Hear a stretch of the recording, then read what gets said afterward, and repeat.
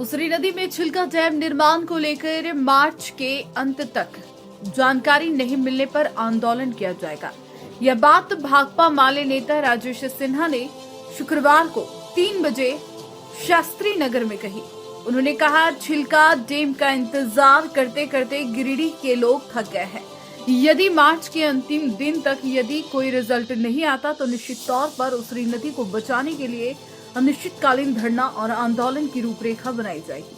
कहा कि गिरिडीह की जीवनदायिनी उसरी नदी को बचाने के लिए पिछले 10 साल से उसरी बचाओ अभियान के अंतर्गत जन जागरूकता अभियान चल रहा है।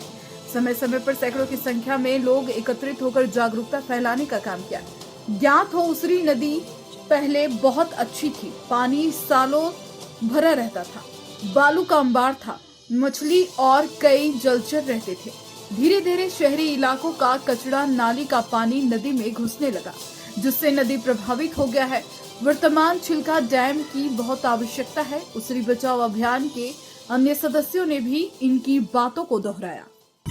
उसरी बचाओ अभियान के अंतर्गत पिछले 10 सालों से जिस प्रकार से जन आंदोलन हो रहा है और कई संगठन इसमें काम कर रहे थे, धीरे धीरे वो सारे संगठन उसरी बचाओ अभियान के बैनर तले काम को स्टार्ट किया है।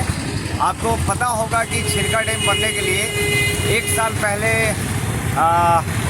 प्रशासन के सभी, चाहे वो डीसी महोदय हो, माननीय मंत्री हो या लघु सिंचाई विभाग हो या वन विभाग हो, तमाम प्रशासनिक अधिकारी और सामाजिक संगठन, राजनीतिक संगठन ने इस पर एक तरह से अच्छा प्रयास किया था। लेकिन आज के डेट में उसरी महोत्सव होने के बाद भी, आज 1 महीने के बाद भी ये स्टार्ट नहीं हो पा रहा है। तो एक तरह से हम कह सकते हैं कि जनता के साथ छलावा है। और हम लोगों ने सोचा है कि अगर मार्च लास्ट तक अगर इस पर सुगबुगाहट नहीं होगी, अगर उसरी बचाओ अभियान के अंतर्गत जो छिलका डैम के लिए CCL के पिछले GM वासव चौधरी जी ने जो 2 करोड़ रुपया दिया और 2 करोड़ और आना है, अगर नहीं होता है, छिलका डैम नहीं बनता है या नाला का पानी नहीं बंद होता है, तो बड़ा आंदोलन, जन आंदोलन होगा। और आप तमाम लोगों से भी निवेदन है कि सिर्फ छठ में उसरी में लाखों की भीड़ लगाकर आप क्या मैसेज देना चाहते हैं। उसरी नदी कहीं हरमू नदी नहीं बन जाए, नाला नहीं बन जाए, उसके लिए आपको प्रयास करना पड़ेगा। आप तमाम गिरिडीह वासियों से निवेदन है।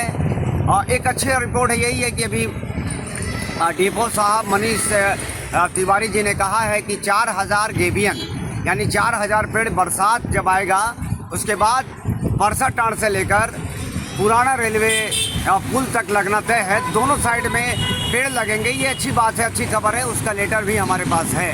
लेकिन छिलका डैम का क्या हुआ?